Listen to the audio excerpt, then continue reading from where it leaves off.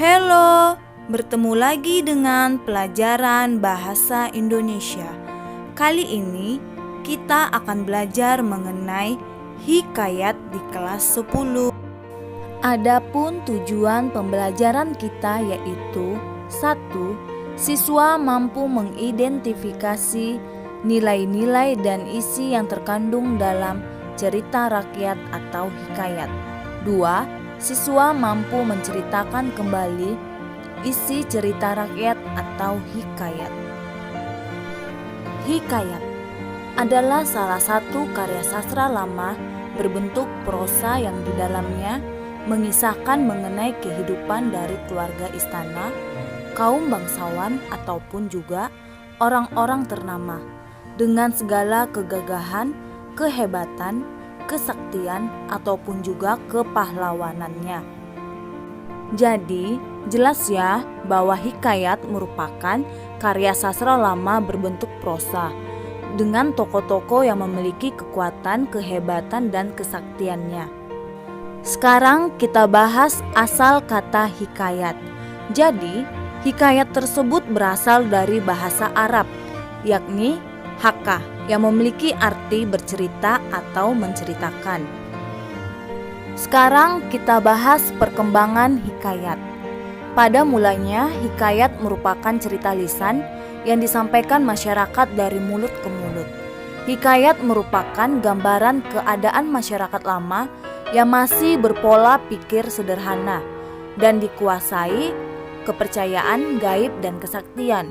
Disebut hikayat karena bahasa yang digunakan adalah bahasa Melayu.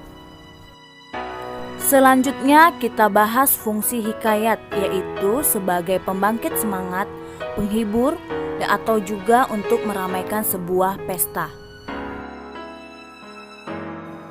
Ciri-ciri hikayat adalah sebagai berikut.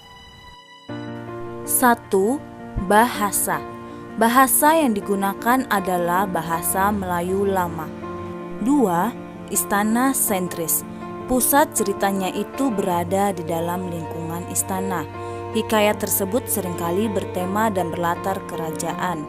3. Pralogis atau kemustahilan. Banyak cerita yang terdapat pada hikayat tidak bisa untuk diterima oleh akal karena kemustahilan dalam teks baik dari bahasa ataupun dari segi cerita. 4. Kesaktian. Seringkali kita dapat menemukan kesaktian pada para tokoh dalam hikayat. 5. Anonim. Artinya tidak diketahui dengan jelas nama pencerita atau pengarang. Hal tersebut disebabkan karena cerita disampaikan secara lisan. Ciri yang terakhir yaitu arkais, artinya bahasa yang digunakan pada masa lampau, sehingga jarang dipakai atau tidak lazim digunakan dalam komunikasi pada masa kini. Contohnya, sahibul hikayat, menurut empunya cerita, konon, dan sejenisnya. Demikianlah ciri-ciri hikayat. Selanjutnya kita bahas nilai-nilai dalam hikayat. Nilai yang terkandung dalam karya sastra dikelompokkan menjadi 3 jenis, yaitu nilai agama, nilai moral, dan nilai budaya. Nilai agama adalah nilai yang mendasari pada ajaran-ajaran keagamaan, baik berkaitan dengan hubungan manusia dengan Tuhan, sesamanya maupun dengan makhluk lain. Nilai moral adalah nilai yang berkaitan dengan baik atau buruknya suatu perilaku seseorang atau kelompok masyarakat.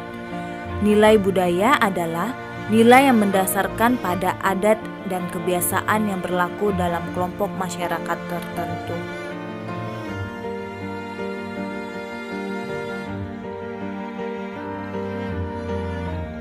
Sampai di sini dulu pembahasan kita.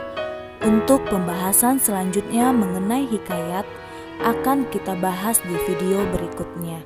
Terima kasih.